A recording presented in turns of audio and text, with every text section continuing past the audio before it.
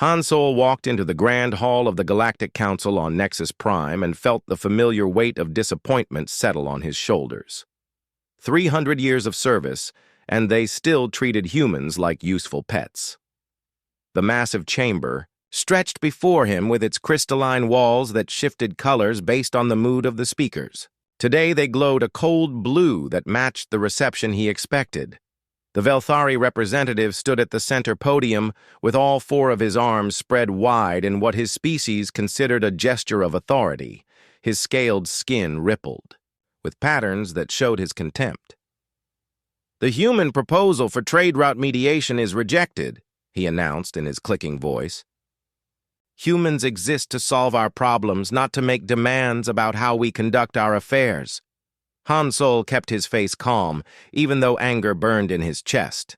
The trade route dispute between the Velthari and the Zephyrians had been going on for 6 months. Ships were being attacked, cargo was being stolen, and innocent traders were dying. His proposal would have stopped the violence in a week. But the Council did not want human solutions that came with human conditions like fair treatment and shared authority. The Zephyrian ambassador floated in her energy bubble and made the sound that passed for laughter among her people. "Commander, Han Solo forgets his place," she said through her translation device. "Humans are very good at fixing things that break. They should focus on that skill and leave policy to their betters." Captain Minho sat in the observer section and watched the scene with growing anger. His military uniform felt tight across his shoulders as he fought to stay still. 30 years of keeping the peace in this galaxy, and this was how they treated human officers, like servants who should be grateful for the chance to die for alien causes. The Helix delegate spoke without, moving from his crystal formation. His voice came from speakers built into the chamber walls because his species communicated through harmonic vibrations. The human species has value as problem solvers and maintenance workers. This council recognizes their contributions in these areas. However, policy decisions require wisdom that comes from age and experience that humans lack. Han Solo wanted to laugh at that statement. Humans had been mediating disputes and solving impossible problems since before some of these species had developed spaceflight, but arguing would accomplish nothing. The Council had made its position clear once again. Dr. Yuna worked late that night in her research lab aboard the human diplomatic station. She had been reviewing galactic historical records for months now, and what she found made her sick. Every major breakthrough in interstellar medicine had human fingerprints on it, but the credit went to other species. The cure for the Zephyrian plague that saved billions of lives was listed as a helix discovery, even though human Dr. Jinsu had developed it. The terraforming techniques that turned dead worlds into gardens were credited to Velthari science, even though human engineer So Young had invented the core processes. Page after page of deliberate erasure stared back at her from the official records. Human contributions were mentioned only as footnotes, if they were mentioned at all. The galaxy had systematically written humanity out of its own history while demanding more and more from human scientists, engineers, and diplomats. She sent her findings to Han Solo with a message that said simply, "We need to talk." The next morning, Han Solo, Minho, and Yuna met in a secure conference room. The evidence spread across the table told a story that none of them wanted to believe but could not deny. 3 centuries of service, sacrifice, and innovation had been reduced to a few lines in alien history books. Meanwhile, humans continued to staff the most dangerous posts, solve the most complex problems, and die for causes that other species were unwilling to fight for themselves. The Council voted yesterday to restrict human access to the core worlds, Han Solo said quietly. "We can still visit for official business, but humans are no longer welcome as permanent residents. They want our services, but they do not want us as neighbors." Minho slammed his hand on the table. 30% of the peacekeeping forces in this galaxy are human. 60% of the diplomatic corps, 80% of the emergency response teams. And they think they can just lock us out of their fancy worlds while demanding we keep Protecting them. Yuna pulled up another file on her tablet. It gets worse. I found communication records between council members discussing the human problem. They consider us too emotional, too unpredictable, and too willing to put individual lives above political convenience. They want to limit our authority while increasing our responsibilities. The three humans sat in silence for several minutes. Outside the viewport, alien ships moved through the space lanes that human engineers had designed, and human traffic controllers kept safe. Human-built relay stations passed messages across the galaxy. Human-trained medical teams stood ready to respond to emergencies on 1,000 worlds. What do we do? Minho asked. Han Sol looked at his friends and colleagues and made a decision. That would change the galaxy forever. We leave. Leave? Yuna stared at him. You mean abandon our posts? I mean, we complete our current assignments and then we go home. All of us. Every human in council space. We honor our contracts, but we do not renew them. We solve the problems we are already working on, but we do not take new ones. We leave quietly and with dignity. The word spread through the human community in council space like ripples in still water. Ships' captains who had spent decades keeping trade routes safe began filing notices that they would not be renewing their patrol contracts. Engineers who maintained critical systems on alien worlds started training their replacements. Diplomats who had prevented wars began wrapping up their negotiations and declining new assignments. Dr. Byung-soo had run the agricultural monitoring station on Kepler 442b for 15 years. The complex terraforming systems that fed 3 billion people across 4-star systems required constant adjustment and maintenance. He knew every pipe, every sensor, and every control system by heart. He had prevented 17 potential famines and saved countless lives through his careful work. His replacement was a committee of Zephyrian technicians who had impressive credentials but no practical experience with the systems. Byung-soo spent 3 months training them, writing detailed manuals and setting up monitoring protocols that would alert them to problems before they became disasters.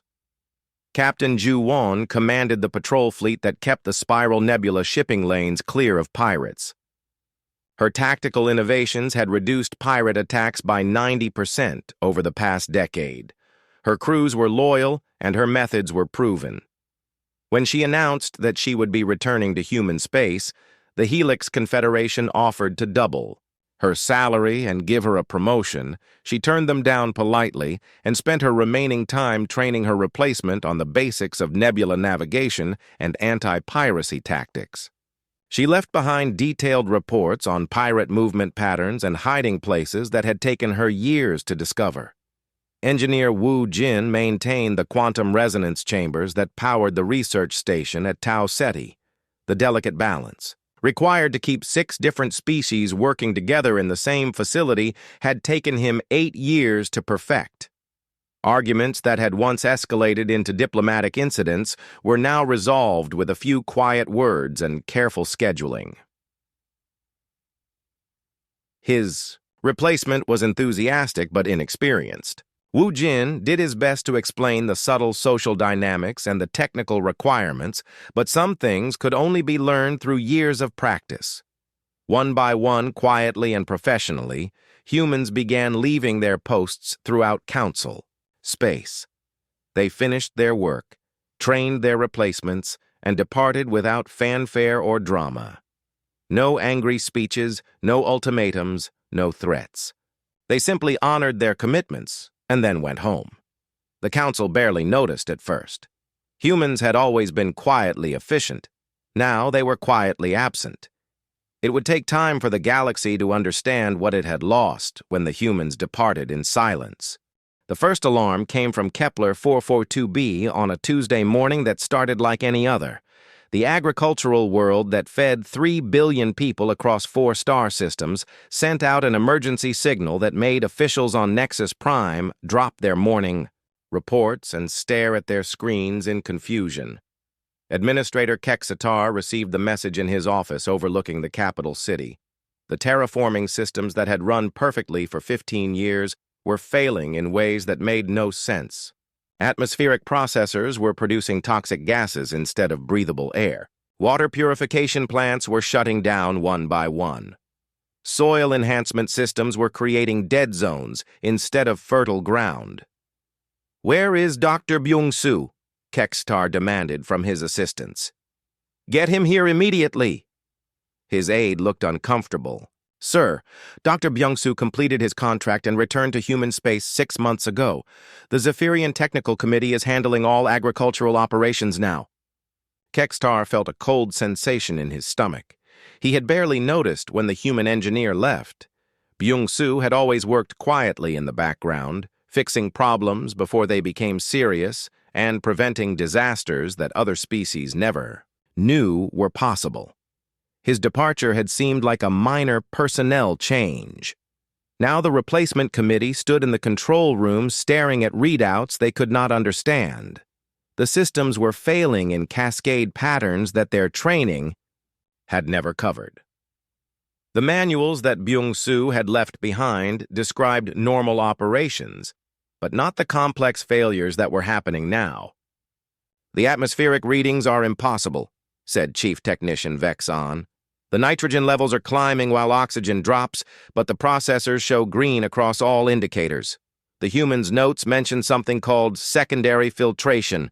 Backup, but we cannot find these systems anywhere." Within hours, the crisis spread beyond atmospheric control. The irrigation networks that watered millions of acres of crops began flooding some areas while leaving others completely dry. The soil treatment facilities started producing acids that killed everything they touched. 3 months of careful work by the Zephyrian Committee could not solve problems that Byung-soo would have fixed in an afternoon. Captain Do-hyun had patrolled the Spiral Nebula for 12 years before returning to human space. His absence became apparent when pirate attacks increased by 400% in just 2 months. The shipping lanes that had been safe under his protection turned into hunting grounds for raiders who seemed to appear from nowhere and vanish like ghosts. Commander Zixhan led the Helix patrol fleet that replaced Do-hyun's single human ship. He commanded 30 vessels with the latest weapons and sensors, but could not achieve even 10% of the human captain's effectiveness. Pirates that Do-hyun had tracked and captured within hours now operated freely despite massive search efforts. "The human must have had intelligence sources we do not know about," Zixhan reported to his superiors. "His patrol reports mention intercepting pirate communications, but we find no record of how he accessed these transmissions. Our signals intelligence teams detect nothing but background noise in the frequencies he monitored." What Zixhan did not understand was that Do-hyun had spent years learning to think like a pirate. He knew which asteroids provided the best hiding spots, which trade routes offered the richest targets, and which weather patterns in the nebula would mask ship movements. Most importantly, he understood human psychology well enough to predict how desperate people would behave when they turned to piracy.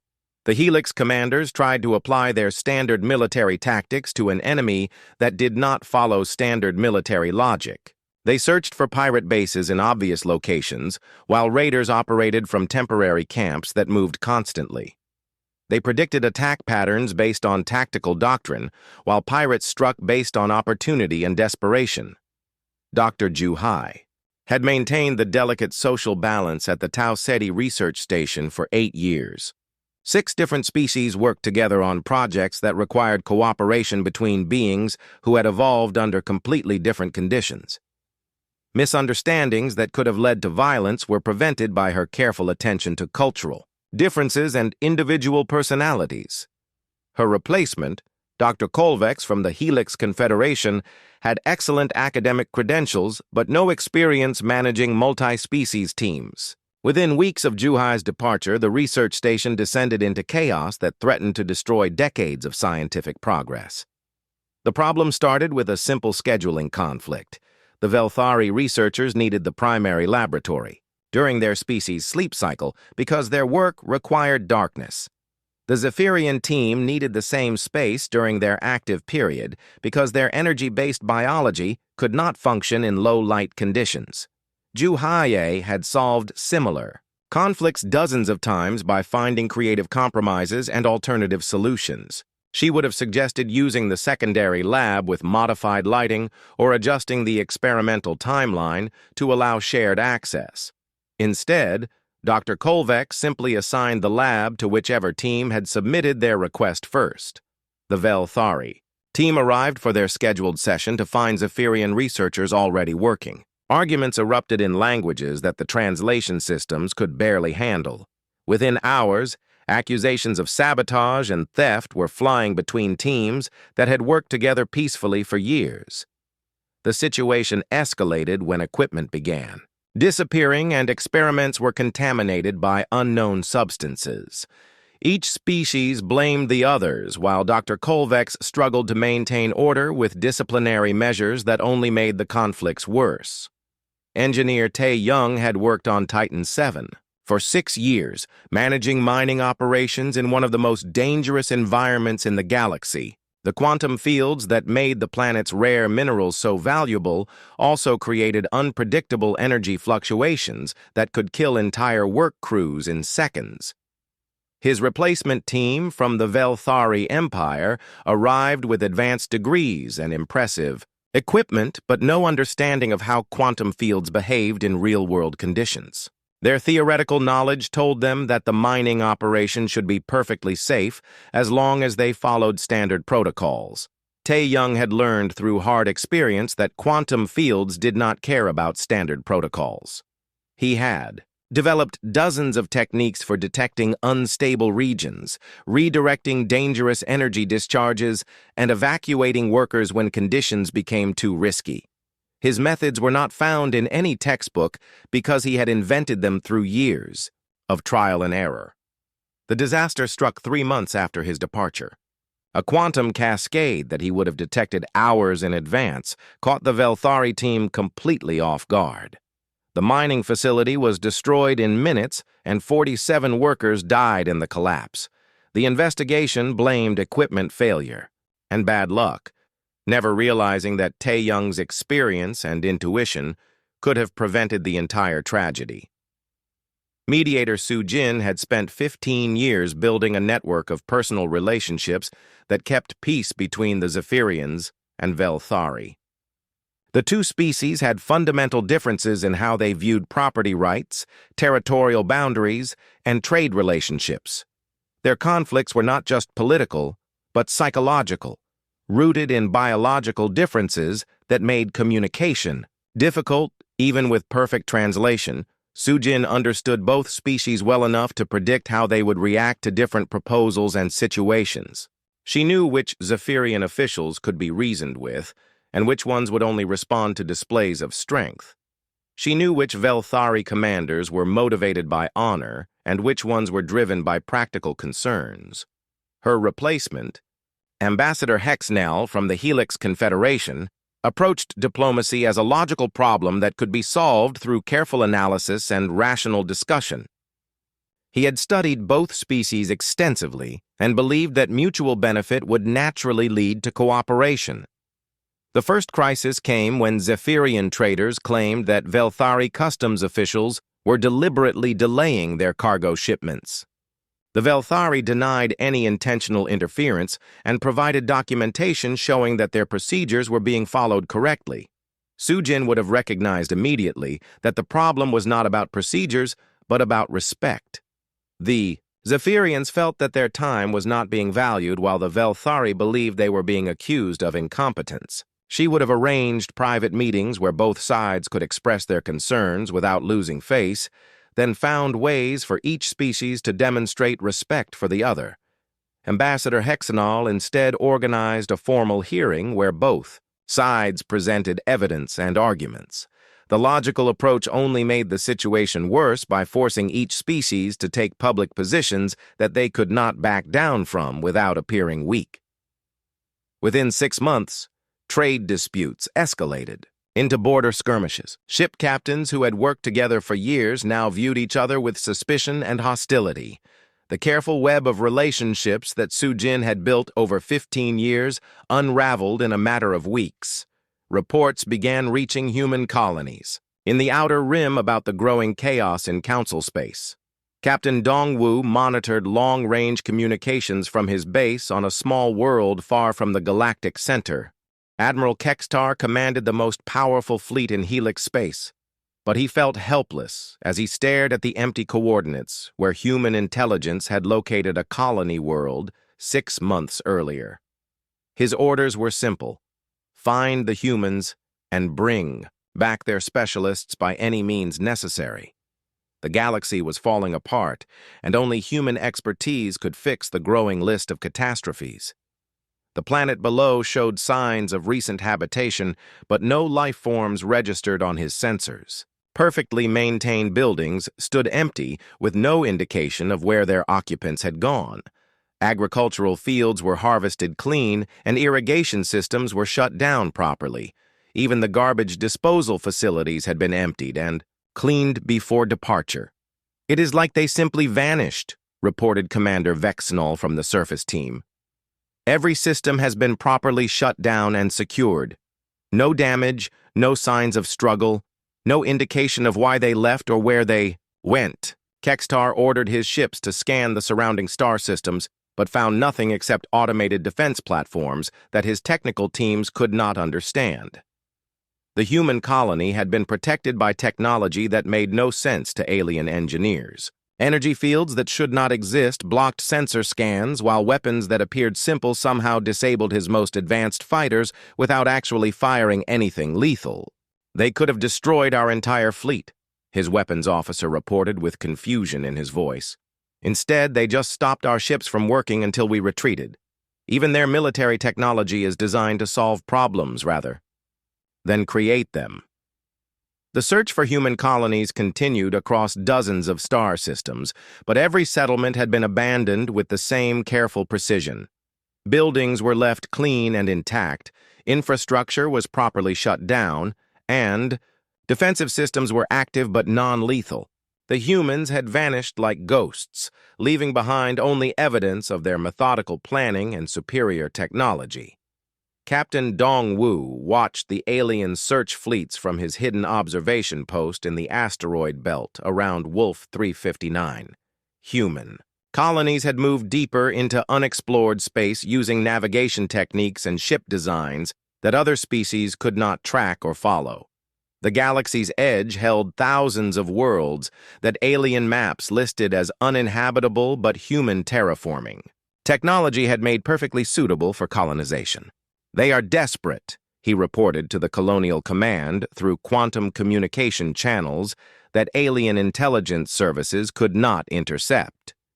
"Helix forces are conducting random searches through sectors they have never explored before. They are looking for any sign of human presence."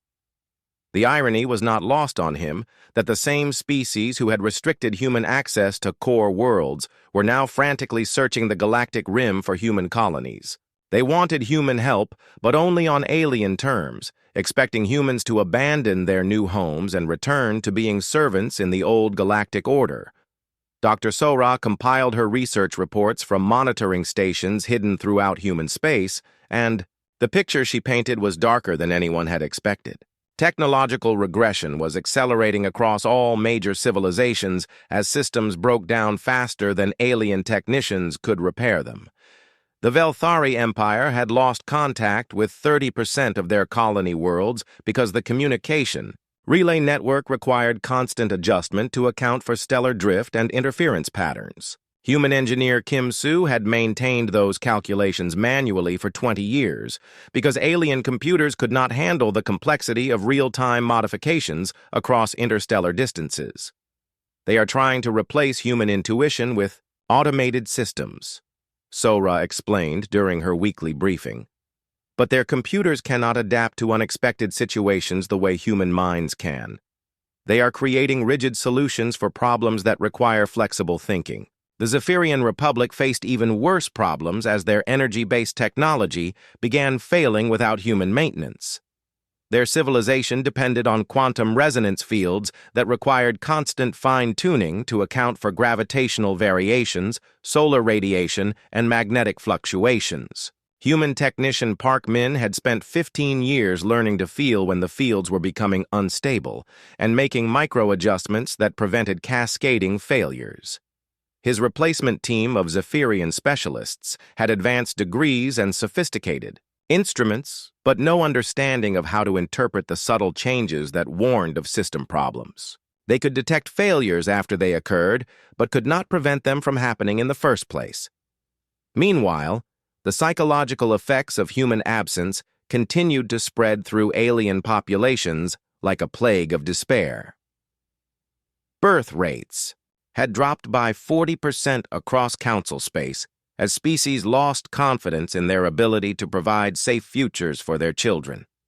Marriage rates plummeted as individuals became too depressed to form lasting relationships. Dr. Moon Jung studied the data from her research station in the void between and discovered that human psychology had provided something unique to galactic civilization. Other species were excellent at specialized thinking within their evolutionary niches, but humans were generalists who could see connections between different fields of knowledge and different ways of thinking. Aliens are like classical musicians who can play their instruments perfectly but cannot improvise, she explained to her team. Humans were the jazz players who could take any melody and create something new from it. Without that creative flexibility, alien civilizations are becoming rigid and brittle. The crisis deepened when major trade networks began collapsing under the weight of increasing complexity and decreasing cooperation. The Traders Guild had depended on manager Byung-ho to coordinate supply chains spanning thousands of worlds and dozens of species. His replacement committee created systems that looked logical on paper but failed catastrophically in practice. Food shipments arrived months late while raw materials sat in warehouses because no one understood the intricate timing that kept galactic commerce flowing smoothly. Planets that had specialized in single industries found themselves unable to obtain necessities, while other worlds faced surpluses of materials they could not use. The humans understood that efficiency was not just about optimizing individual components, reported Guild Administrator Zexhan. They saw the entire system as a living organism that needed balance and flexibility. Our replacement systems treat each transaction as an isolated event. The most devastating failure occurred at the Great Library on New Alexandria, the repository of galactic knowledge that had guided scientific progress for over 1,000 years. Librarian In Su had spent 30 years developing search algorithms and knowledge synthesis programs that helped researchers make connections across different disciplines and species' ways of thinking. Her replacement team of alien scholars was brilliant within their individual specializations, but could not understand how human thinking patterns had created the library's organizational structure. Information that had been easy to find became buried in databases that grew more confused with each attempted improvement. She did not just catalog information, explained Chief Researcher Polvan as he struggled to locate data that had been accessible the day before. She created pathways between ideas that helped scientists think in new ways.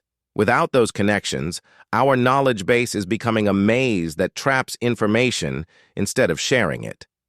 Research projects that had been making steady progress ground to a halt as scientists could not find the background information they needed. Breakthrough discoveries became impossible when researchers could not access related work from other fields or other species. The galaxy's intellectual progress slowed and then stopped entirely. Young scientists who had grown up expecting to build on centuries of accumulated knowledge found themselves unable to even understand their predecessors' work. Educational systems began failing as teachers could not access the materials they needed to train the next generation of researchers. The breakdown accelerated when the Nexus Prime life support systems began showing signs of instability. Chief Engineer Wan Sik had designed the capital world's environmental controls with multiple backup systems and fail-safe mechanisms that had prevented disasters for 20 years. His replacement team understood the basic principles, but not the subtle interactions between different components. The atmospheric processors are fighting with the climate control systems, reported Maintenance Chief Doran, as he watched readings that made no sense according to his training. Each system is functioning within normal parameters, but somehow they are interfering with each other in ways that should not be possible. The crisis escalated when water purification plants began producing contaminated output despite showing normal operational status. Food production facilities started experiencing equipment failures that had never occurred in 20 years of operation. Transportation networks became unreliable as scheduling systems developed conflicts that no one could resolve. 3 billion beings on the galactic capital faced the possibility of evacuation from their own homeworld because no one understood how to maintain the complex systems that kept their civilization functioning. Emergency meetings of the Galactic Council devolved into shouting matches as representatives blamed each other for the growing chaos. Commander Unji led her reconnaissance team through the ruins of what had once been the Zephyrian Republic's most prosperous trade hub.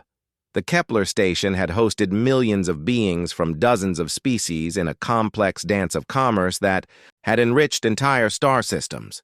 Now it drifted empty through space with life support failing and automated systems broadcasting distress signals that no one answered. Population 0, reported her scanner operator as they moved through corridors that had been crowded with traders just 2 years earlier. Evacuation appears to have been recent and orderly, but emergency systems are failing one by one. Estimated complete system breakdown in 6 weeks. The pattern repeated throughout what had been council space.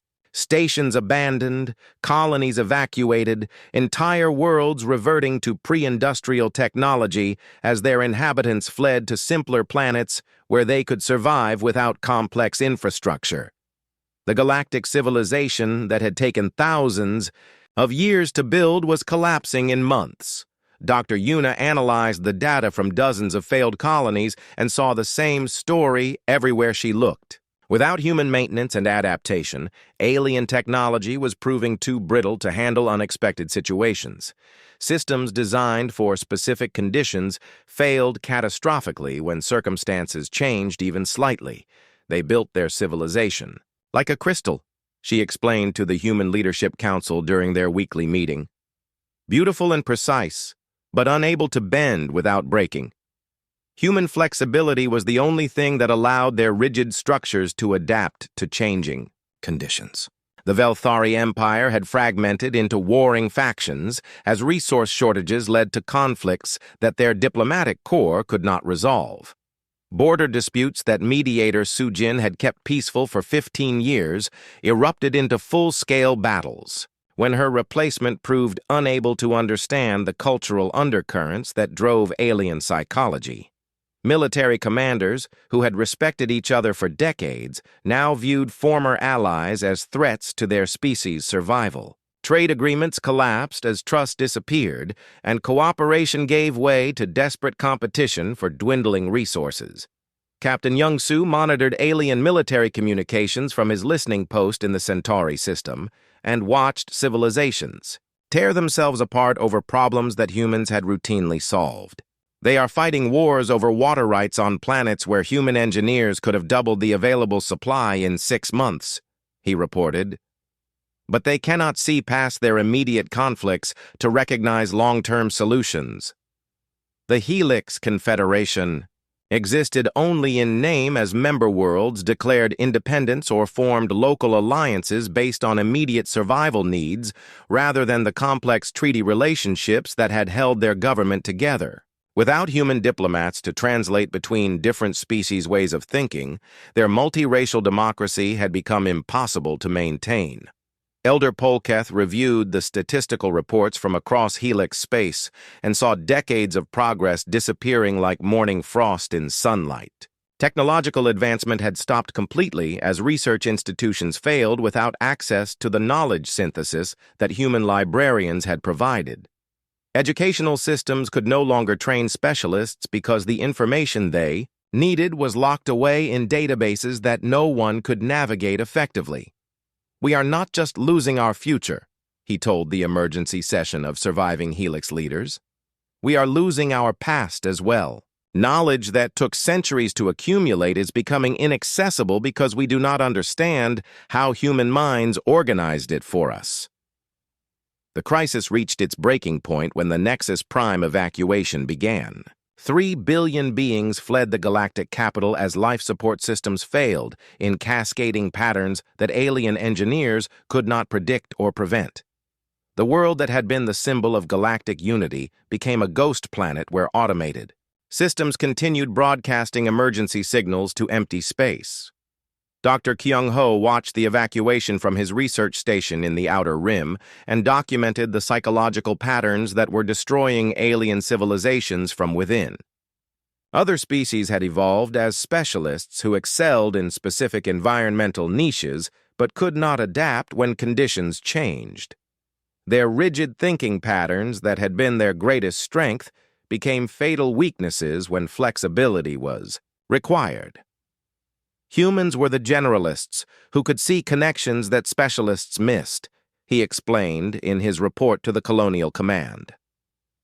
We were the bridge between different ways of thinking that allowed alien civilizations to work together, despite their incompatible mental structures. The Velthari thought in hierarchical patterns based on pack dynamics and territorial control. The Zephyrians processed information through energy field resonances that created consensus thinking. The Helix species used harmonic vibrations to share collective consciousness across vast distances. Each approach was perfectly suited to their species' needs, but completely incompatible with the others. Human diplomats and engineers had learned to translate between these different mental frameworks, finding common ground that allowed cooperation despite fundamental differences in how each species understood reality. Without that translation ability, alien civilizations could no longer work together on complex projects that required multiple perspectives.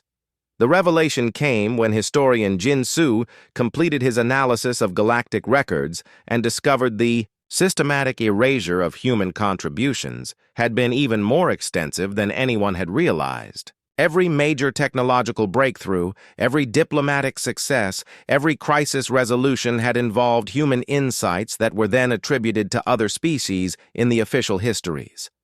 They did not just ignore human contributions, he reported, during the emergency briefing. They actively rewrote history to make it appear that aliens had solved problems independently. 3 centuries of human innovation were credited to other species, while humans were relegated to footnotes as assistants or advisors.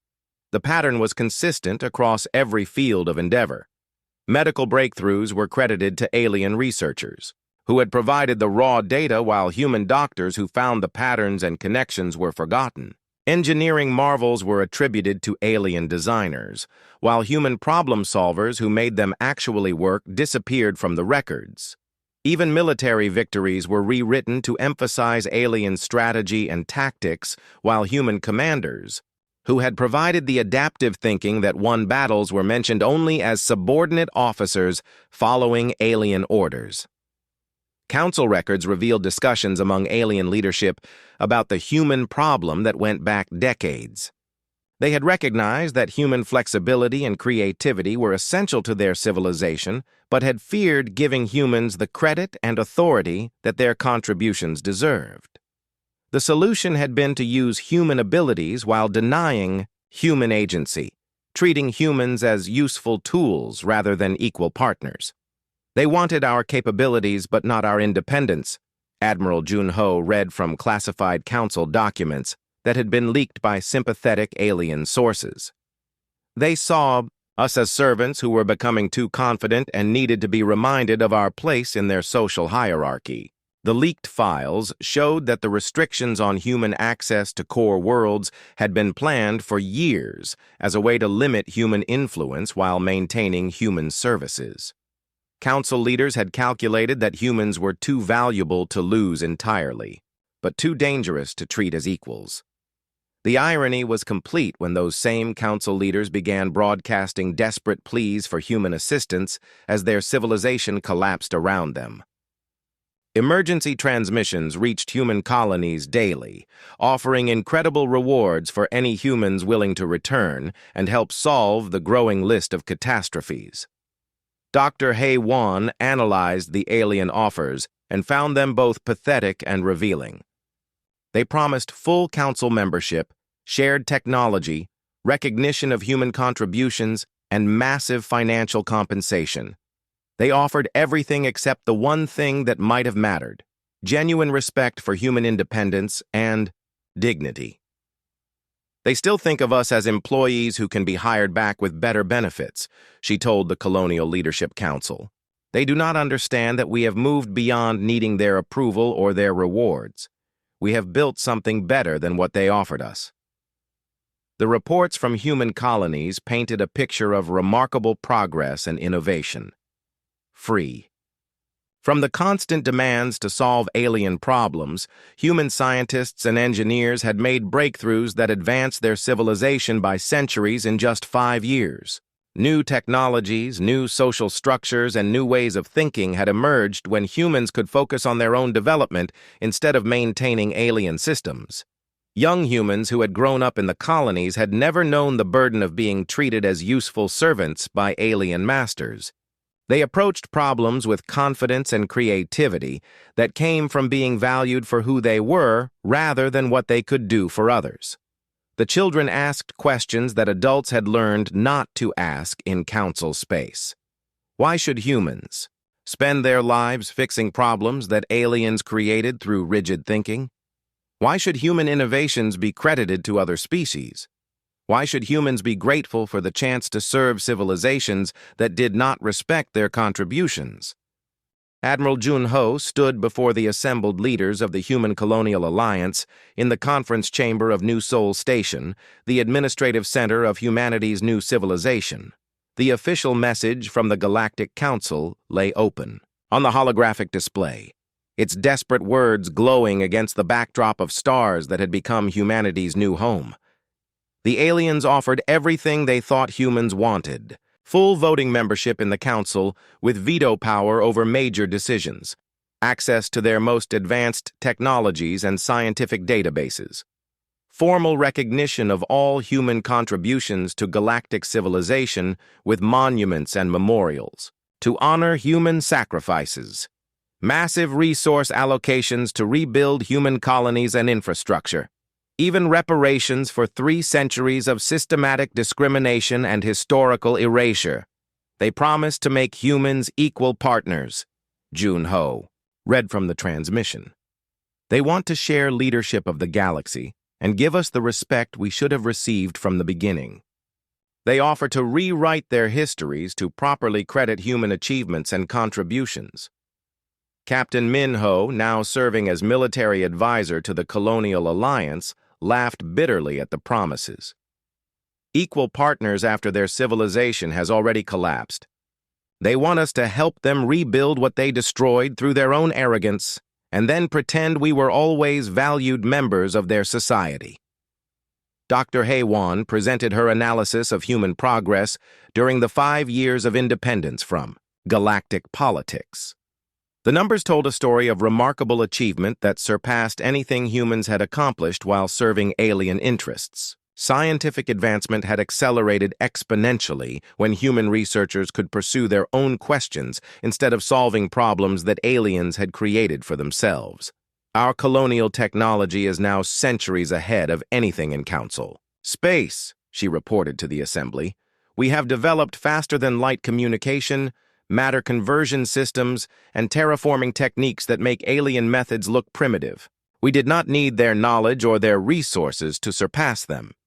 The social progress was equally impressive. Human colonies had achieved population growth rates, education levels, and quality of life indicators that exceeded the best worlds in the former galactic civilization. Children grew up confident and creative because they were valued for their potential rather than their usefulness to alien masters. Engineer Wu Jin, now directing terraforming operations for the Colonial Alliance, showed holographic displays of worlds that humans had transformed from barren rocks into garden planets in less time than aliens needed to establish basic outposts.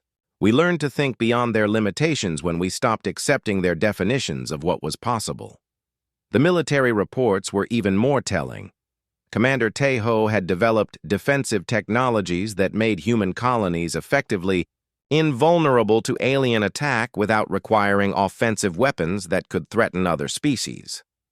Human philosophy of solving problems rather than creating them had produced protection systems that were absolute but non-aggressive. Our automated defenses disable hostile ships without harming their crews, he explained. We could have conquered the galaxy if conquest had been our goal. Instead, we chose to protect ourselves and leave others alone. The debate among human leaders was intense but brief because the fundamental question was simple. Should humans abandon their successful independent civilization to help rebuild the failed galactic order that had never valued them properly? Dr. Moon Young argued for limited humanitarian assistance to prevent genocide and suffering among alien populations. We cannot let billions die just because their leaders treated us badly. Our own principles require us to help when we can save lives. Diplomat Seong Min suggested selective re-engagement with species that had shown genuine respect for human contributions. Some individual aliens recognized our value even when their governments did not. We could work with those who proved they understood equality. Engineer So Young proposed technical assistance programs that would teach aliens to maintain their own systems without requiring permanent human oversight. We could share knowledge and techniques that would help them become self-sufficient instead of dependent on us. But the strongest voices came from the colonial representatives who spoke for humans who had never known life under alien authority. These were the children and grandchildren of the original refugees who had built new worlds with their own hands and their own dreams. Why should we give up what we have built to repair what they destroyed? Asked Counselor Park Jin, who had been born on New Terra and had never seen an alien until he was 15 years old. Our children deserve to grow up free from the burden of constantly fixing other people's mistakes. Counselor Kim Ah, representing the Outer Rim colonies, was even more direct. They had 300 years to treat us as equals and chose not to. Now they want us to pretend that their desperation has somehow changed their fundamental nature. Predators do not become herbivores just because their prey escapes. The final decision came from Elder Quan, the oldest human in the Colonial Alliance, and the last survivor of the original diplomatic corps that had served the Galactic Council. She had worked for 60 years trying to earn alien respect through faithful service and superior performance, only to see human contributions systematically erased and human dignity consistently denied. I spent my life believing that if we just worked hard enough and proved ourselves valuable enough, they would eventually accept us as equals, she told the assembly with the voice of someone who had learned painful truths through bitter experience. I was wrong. They valued what we could do for them, but never who we were as a people. She gestured toward the holographic displays showing thriving human colonies, advanced human technology, and confident human children who had never been taught to see themselves as servants. Look what we accomplished when we stopped trying to earn their approval and started respecting ourselves. Why would we abandon this success to return to a relationship that was fundamentally unequal? The vote was unanimous, but not without careful consideration of the moral implications. The Colonial Alliance would offer humanitarian aid to prevent mass starvation and disease among alien populations. They would provide emergency assistance for natural disasters and technological failures that threatened civilian lives. They would even share basic technological knowledge that could help alien species develop self-sufficient capabilities. But humanity would not return to the role of problem solvers, peacekeepers, and maintenance workers for a galactic civilization that had demonstrated its inability to value human contributions or respect human dignity. The days of human ships patrolling alien space lanes, human engineers maintaining alien infrastructure, and human diplomats mediating alien conflicts were over forever. Ambassador So Young delivered the final message to the Galactic Council from the Communications Center of New Seoul Station. Her words were carefully chosen to be respectful, but absolutely clear about humanity's position and intentions. The Human Colonial Alliance appreciates the recognition and offers extended by the Galactic Council. She began in the formal diplomatic language that had once been her daily vocabulary. We acknowledge that circumstances have changed since our departure and that perspectives on human-alien relationships have evolved. She paused to look directly into the camera, knowing that desperate alien leaders would analyze every word and gesture for signs of hope or negotiation. However, humanity has also evolved during our time of independence. We have built a civilization based on mutual respect, shared purpose, and equal dignity for all human beings. We have created something precious that we will not sacrifice for any external relationship. The offer of humanitarian assistance was generous but limited. Human medical teams would respond to disease outbreaks that threatened to become genocidal. Human emergency workers would help with natural disasters that exceeded alien response capabilities. Human teachers would share knowledge and techniques that could help alien species become more self-sufficient. But the era of human dependence on alien approval and alien dependence on human problem-solving is ended, so Young continued. We will interact as equals, or we will interact minimally. We will not resume the role of servants who are occasionally remembered and rarely thanked. The transmission ended with an invitation that was also a challenge. When your civilizations have learned to value cooperation over hierarchy, dignity over utility, and equality over convenience, we will be ready to discuss genuine partnership between independent peoples. Until then, we wish you success in learning to solve your own problems. Captain Dongwu monitored alien communications networks as the human response spread throughout Council space and watched civilizations react to the reality that their desperate pleas had been politely but firmly rejected. Some alien leaders expressed anger at human ingratitude and selfishness. Others showed the first glimmers of understanding that they had created their own isolation through centuries of disrespect and exploitation. But the most common reaction was simply despair as alien populations realized that the easy solutions were gone forever.